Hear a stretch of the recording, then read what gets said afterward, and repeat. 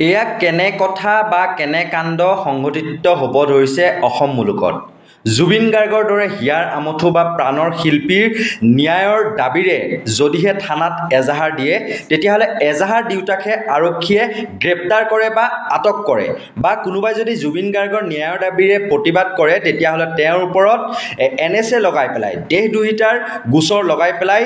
গ্ৰেপ্তাৰ কৰে আৰক্ষীয়ে আৰু জেল হাজতলৈ প্ৰেৰণ কৰে। এয়া কেৱল যেন অসম মুলুকতহে সম্ভৱ। আৰু এই ক্ষেত্ৰত যিখন বশিষ্ঠ থানাত যিখন এজাহাৰ দাখিল কৰিছিল ৰুদ্ৰাংকুৰ হাজৰিকা নামৰ যিগৰাকী চিত্ৰ ভাস্কৰ্য শিল্পী আছিল, তেওঁ সেই এজাহাৰখনত মুখ্যমন্ত্ৰীৰ পত্নী ৰিণিকী ভূঞা শৰ্মাৰ নাম উল্লেখ কৰাৰ লগতে জুবিন গাৰ্গৰ পূৰ্বৰ মেনেজাৰ তাৰসেন মিত্তলৰ নাম উল্লেখ কৰিছিল, পবিত্ৰ মাৰ্ঘেৰিটাৰ নাম উল্লেখ কৰিছিল, আৰু শ্যামকানু মহন্তৰ নাম উল্লেখ কৰিছিল, শেখৰজ্যোতি গোস্বামীৰ নাম উল্লেখ কৰিছিল, আৰু লগতে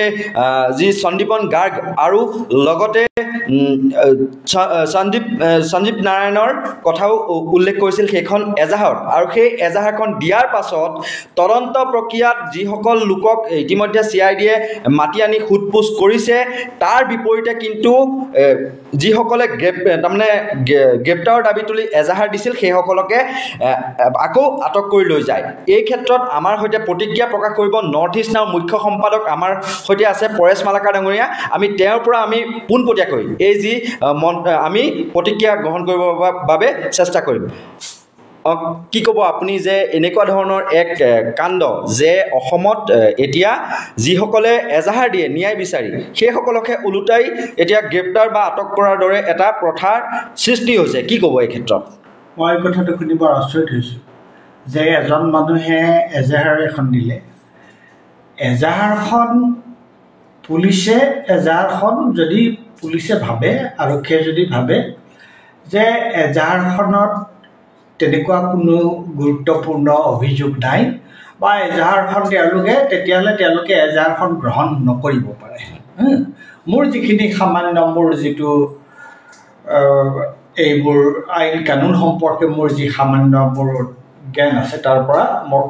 কমন চেঞ্চ হিচাপে এজন সাধাৰণ মানুহ হিচাপে মই ক'ব পাৰোঁ, আৰু সেইটো যিকোনো যে এজাহাৰ এখন যদি দিছে পুলিচে, তেওঁ এজাহাৰখনত যদি তাৰ যদি অভিযোগ যদি গুৰুত্বপূৰ্ণ হয়, অভিযোগ যদি গুৰুতৰ হয়, তেতিয়াহ'লে এজাহাৰখন পুলিচে ল'ব, তেওঁলোকে পঞ্জীয়নভুক্ত কৰিব, কৰি তেওঁলোকে তাৰ পৰৱৰ্তী কি কাৰ্যসূচী ল'ব লাগে, সেই সন্দৰ্ভত কি কাম কৰিব লাগে, সেই ধৰণৰ কি ব্যৱস্থা ল'ব লাগে সেই ব্যৱস্থা ল'ব। কিন্তু এজাহাৰ দিয়াৰ কাৰণে এজন মানুহক গ্ৰেপ্তাৰ কৰিব, সেইটোতো বৰ নোহোৱা নোপোজা কথা। হয়, এজাহাৰ দিয়া মানুহজনক তেওঁলোকে সুধিব পাৰে, তেওঁলোকে তেওঁৰ লগত কথা বতৰা পাতিব পাৰে, তেওঁৰ পৰা সাক্ষ্য প্ৰমাণ বিচাৰিব পাৰে, সেইটো ঠিকে আছে, সেইটোলৈকে তাত কোনো আপত্তিজনক কথা নাই, তাত আপত্তি কৰিবলগীয়া কথা একো নাই। কিন্তু কাৰোবাৰ বিৰুদ্ধে সেয়া মুখ্যমন্ত্ৰীয়ে হওক, মুখ্যমন্ত্ৰীৰ পত্নীয়ে হওক, বা যিমান ডাঙৰ বা যিমান সৰু যিকোনো এজন মানুহ, মই এই ক্ষেত্ৰত মুখ্যমন্ত্ৰীৰ পত্নীৰ কথা কোৱা নাই, যিকোনো এজন মানুহৰ বিষয়ে, আৰু বিশেষকৈ জুবিন গাৰ্গৰ মৃত্যু লৈ এতিয়া সমগ্ৰ অসমত যি ধৰণৰ এটা পৰিৱেশ সৃষ্টি হৈছে, আৰু তাৰ লগত যিসকল ব্যক্তি জড়িত হৈ থকা বুলি বিভিন্নজনে বিভিন্ন ধৰণৰ সন্দেহ কৰিছে, অভিযোগ কৰিবই পাৰে, সন্দেহ কৰিবই পাৰে। কিন্তু অভিযোগ কৰি এজাহাৰ এখন দিয়াৰ কাৰণে সেই এজাহাৰ যিজনে দিছে তেওঁক গ্ৰেপ্তাৰ কৰা, এইটো কেনেকুৱা ধৰণৰ কথা? আৰু মই লগতে গোলাঘাটতো এই ঘটনা মই এই কথাটো আচৰিত পাইছোঁ যে পুলিচে এই ধৰণৰ কথা কিয় চৰকাৰে কৰিব লাগে, যে জুবিন গাৰ্গৰ ন্যায় বিচাৰি কোনেও কোনো সমদল উলিয়াব নোৱাৰিব, কোনেও কোনো প্ৰতিবাদ কৰিব নোৱাৰিব, কোনেও কোনো ধৰ্মঘট কৰিব নোৱাৰিব। হাৰে, এইটো কি ধৰণৰ কথা? কোনোবাই আইন নিজৰ হাতত তুলি নোলোৱাকৈ শান্তিপূৰ্ণভাৱে যদি কোনোবাই কিবা এটা তেওঁলোকে আন্দোলনৰ কাৰ্যসূচী লৈছে, কোনোবাই অনশন কাৰ্যসূচী ওলাব পাৰে, কোনোবাই অৱস্থান ধৰ্মঘটৰ কাৰ্যসূচী ওলাব পাৰে, কোনোবাই মৌন হৈ থকাৰ তেওঁলোকে কাৰ্যসূচী ল'ব পাৰে। গতিকে এইবোৰৰ কাৰণে পুলিচে যিসকলে ন্যায় বিচাৰে তেওঁলোকৰ বিৰুদ্ধে ব্যৱস্থা লোৱাটো NSA জাপি দিছে অজয় ফুকন আৰু ভিক্টৰ দাসৰ বিৰুদ্ধে কি ক'ব এইটো কেনেকুৱা ধৰণৰ কথা এইটো কি কথা এইটোতো মই আচৰিত পাইছোঁ এইটোতো কেতিয়াও হ'ব নালাগে এইখন মানে কি ধৰণৰ ওলোটা কথা হৈছে এতিয়ালৈকে আমি দেখা পালোঁ যে এতিয়ালৈকে শ্যাম কানু মহন্ত সিদ্ধাৰ্থ শৰ্মা বা অন্যান্যসকল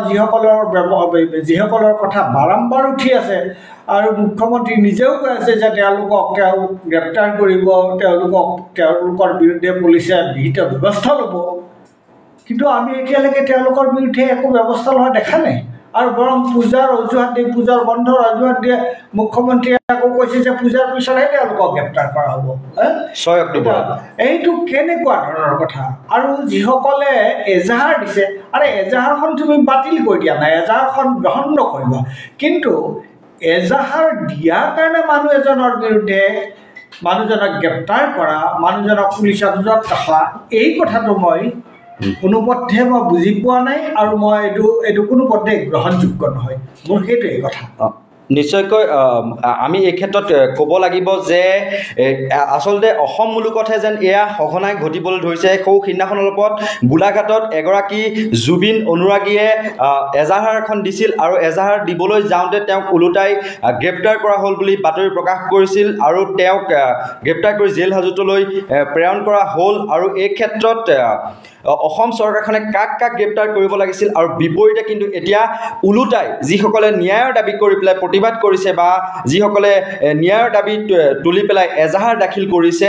তদন্ত প্ৰক্ৰিয়া ক্ষিপ্ৰতৰ কৰিবলৈ সেইসকলক গ্ৰেপ্তাৰ কৰিছে কিন্তু যিসকল অভিযুক্ত সেইসকলক কিন্তু এতিয়া বৰ্তমান পৰ্যন্তলৈকে গ্ৰেপ্তাৰ কৰা এটা খবৰো আমি লাভ কৰা নাই সোধপোছৰ কাৰণে আৰক্ষীয়ে